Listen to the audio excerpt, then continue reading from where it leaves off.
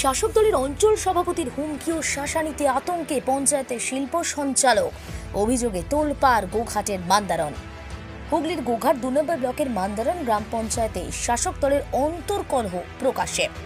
সামনেই বিধানসভা নির্বাচন, তার আগে যদি এভাবে নিজেদের মধ্যে কলহ ঝগড়া সামনে আসে তাহলে গদি বাঁচানো যাবে তো? শাসক দলেরই পরিচালিত পঞ্চায়েতে শিল্প সঞ্চালক হাবিব আহমেদ অভিযোগ করছেন, ওই অঞ্চলের তৃণমূল কংগ্রেসের অঞ্চল সভাপতির হুমকি, শারীরিক নিগ্রহের আশঙ্কায় তিনি নিরাপত্তাহীনতায় ভুগছেন। হাবিব আহমেদের অভিযোগ, এই অঞ্চলে দীর্ঘদিন ধরে কোনো উন্নয়নমূলক কাজ হচ্ছে না। বেশিরভাগ টেন্ডার সেভাবে ওপেন হয় না, মানে টেন্ডার ওপেনলি করাই হয় না বা করতে দেওয়া হয় না। আমি সেই দুর্নীতির বিরুদ্ধে মুখ খুললেই অঞ্চল সভাপতি অকথ্য ভাষায় গালিগালাজ করে, মারধরের হুমকি দেন। গাছ কাটা নিয়েও একাধিক অভিযোগ রয়েছে। তিনি বলেন, বিষয়টি তিনি ঊর্ধ্বতন নেতৃত্বকে জানিয়েছেন। এমনকি অভিযোগ উঠেছে, অঞ্চল সভাপতির নেতৃত্বে কিছু লোক তার গতিবিধির ওপরে নাকি নজর রাখছে। তিনি আতঙ্ক বোধ করছেন। যদি অভিযুক্ত অঞ্চল সভাপতি সবকিছুই অস্বীকার করে বলছেন পুরোটাই রাজনৈতিক উদ্দেশ্য প্রণোদিত, সবটাই ভিত্তিহীন। এ বিষয়ে তৃণমূল কংগ্রেসের গোঘাট ২ নম্বর ব্লকের সভাপতি সৌমেন দিগার বলেন, দলের কাছে অভিযোগ এলে বিষয়টি খতিয়ে দেখা হবে, প্রয়োজনে প্রশাসনের দ্বারস্থ হব। ঘটনাটি নিয়ে সর্ববিরোধীরা বিজেপি নেত্রী দোলন দাস বলছেন, এ রাজ্যে আইনের শাসন বলে কিছু নেই। শাসক দলের নেতারা এখন নিজেদের লোককেই হুমকি দিচ্ছে। এতে বোঝা যায় প্রশাসনিক অবস্থা কতটা বিপর্যস্ত। ঘটনার জেরে ব্যাপক চাঞ্চল্য ছড়িয়েছে। প্রশাসন দলের তরফে এই নিয়ে কি পদক্ষেপ করা হয় সেটাই দেখার। কে কি জানাচ্ছে সবটাই তুলে ধরলো নিউজ বাংলাদেশা। যারা কাজ কেনা হবে তারা আমার আইডিয়া যতটা প্রায় ধরুন ১-২ কোটি টাকা আছে টোটাল মান্দ অঞ্চলে। কত টাকায় বিক্রি করছিল সেটা তো সঠিক বলতে পারবো না, এখন দরদাম ফাইনাল কিছু হয়নি। আনুমানিক ধরুন অনেকে কেউ বলছে ৩০ লক্ষ টাকা, কেউ বলছে ৪০ লক্ষ টাকা, কেউ বলছে ৫০ লক্ষ টাকা, মানে আমি সেটা শোনা কথা আর কি। এই যে আপনাকে বারংবার হুমকি দেওয়া হচ্ছে, এরকম করে অভিযোগ করেছেন কোথাও? না, আমি ওকে অভিযোগ করিনি, আমি ঊর্ধ্বতন নেতৃত্বের সঙ্গে জানিয়েছি, তারা চিন্তা ভাবনা করুক। হ্যাঁ, অভিযোগ কি করবেন?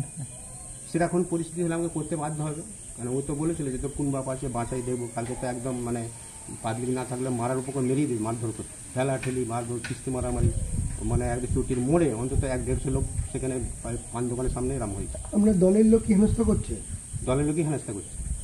আপনি কি নিরাপত্তা ভুগছেন এরকম? হ্যাঁ, সেটা তো মনে হচ্ছে যে এখন যা পরিস্থিতি যা উগ্র মানে এ হচ্ছে, তো আমার তো যা পরিস্থিতি হচ্ছে যে কোনো নিরাপত্তার হয়তো অভাব আমি করছি, যে পরে যাবার যদি ঝামেলা করে। আজকে তো পঞ্চায়েতে আমি এসেছিলাম, অন্তত ৫০-৬০ জন লোক সবসময় আমাকে গাড়ি দিয়ে ঘুরে বেড়াচ্ছে। কেন তো কী করে জানবো ওদের মন্তব্য কী চলছে, এখন কী করে জানবো? তাই তো গতকাল থেকে এই আগামীকাল তো আবার আপনাকে পঞ্চায়েতে যেতে হবে, কাজ তো করতে হবে, তাহলে যাবেন কি? দল যেটা নির্দেশ যে তুমি পঞ্চায়েতে যাও, যদি কোনো রকম কিছু বলে তাহলে আমরা দল ব্যবস্থা নেব বলেছি। আপনার নাম? আমার নাম হাবিব আহমদ, মান্দা অঞ্চলের মেম্বার প্লাস শিল্প সঞ্চালক। উনি পঞ্চায়েতে গেছিলেন, মিটিং হয়েছে এবং মিটিংয়ে সে গেছিলেন এবং সব মেম্বারই ছিল, এবং উনি যেটা বলছে তাকে ধমকানা চমকানা, আমার যে আরো মেম্বাররা আছে এবং এলাকার মানুষকে খবর নেন, ওর সঙ্গে কোনো রকম গন্ডগোল হয়নি এবং ধমকানি চমকানি কোনো রকম হয়নি, টোটালটাই মিথ্যা কথা বলছে। এবং আপনাদেরকে অনুরোধ করছি আমি, ওর সম্বন্ধে, ওর যেখানে সংসদ, যেখান থেকে ভোটে জিতেছে ওখানে মানুষের কাছে ওর সম্বন্ধে খবর নেন, ওর সম্বন্ধে খবর নেন, ও কতটা ভালো খারাপ। দয়া করে আপনাদেরকে বলছি, ওনার ওখানে যান, ওই বুথে যান আপনারা, দয়া করে অনুরোধ করে, যে ও কত ভালো মানুষ। যে অঞ্চল সভাপতি সম্বন্ধে বলেছে, ও প্রমাণ করুক যখন একটা খারাপ কথা বলা হয়েছে, ওকে ধমকানো হয়েছে, চমকানো হয়েছে, প্রমাণ করুক একটা। আমি চাইছি প্রমাণ করুক, ওর যদি প্রমাণ থাকে ও থানায় এফআইআর করুক। টোটালটাই মিথ্যা কথা বলছে, একদম সাজানো কথা বলছে, টোটালটাই সাজানো কথা বলছে। গতকাল নাকি চটির মোড়েতে হয়েছে, টোটালটাই মিথ্যা কথা। তাহলে আপনারা চটির লোককে জিজ্ঞাসা করুন কোথায় কি হয়েছে, গন্ডগোল হয়েছে কিনা। কোনো কিছু ডিস্টার্ব হয়নি এবং আজকেও গেছে, ওকে কোনো কিছু কেউ কিছু পঞ্চায়েতে বলেছে, জিজ্ঞাসা করুন পঞ্চায়েত, আপনারা পঞ্চায়েতে ছিলেন তো, আপনারা তো ছিলেন পঞ্চায়েতে, পঞ্চায়েতে কোনো গন্ডগোল হয়েছে কি? গন্ডগোল হয়ে থাকলে সেটা দলেরই পঞ্চায়েতের শিল্প সঞ্চালক নিরাপত্তাহীনতায় ভুগছে, তাকে নাকি বলা হয়েছে যে পঞ্চায়েতে গেলে হাত পা ভেঙে গুঁড়িয়ে দেওয়া হবে, তো আরও নানা গালিগালাজ। কি বলবেন?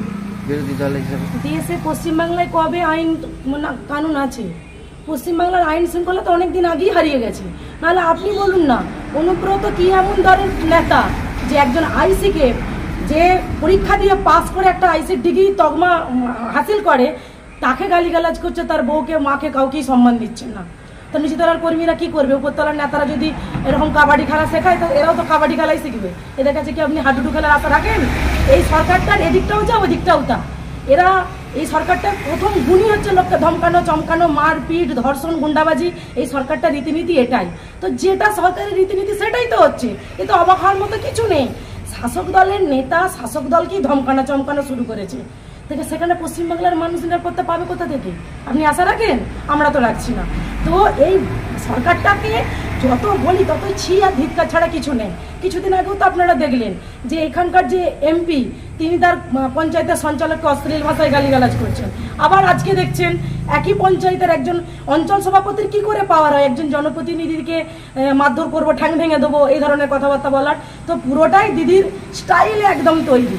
উপর থেকে যেমন শেখাচ্ছে নিচের তলারা তেমন শিখছে। এই দলটাকে যত বড় তত কম বলা হবে। ছি ধিক্কার ছাড়া জানানোর ভাষা নাই। আর পশ্চিমবাংলার আইন অন্ধ আইন হয়ে গেছে, চোখ বন্ধ করে সব বসে থাকে। আর নেতারা সব টেবিলের তলায় এখন পুলিশের লুকিয়ে বসে আছে, পুলিশও লুকিয়ে বসে আছে, তৃণমূলের নেতারাও লুকিয়ে বসে আছে। কারোর সব সাহস নেই মুখ খুলে সত্য কথা বলার। এরকম সর্বত্র সব জায়গায় হচ্ছে। আগামী দিনে দেখবেন কিছু লোক ভয়ে বলতে পারছে না, কেউ আবার স্বীকার করে ফেলছে। এটাই তার তফাৎ, আর কিছু না। এই দলটাকে যতই বলবো ছি ধিক্কার ছাড়া আর মুখের ভাষা নেই জানানোর মতো। আমার নাম দোলন দাস, গোঘাট বিধানসভার বিজেপির নেত্রী।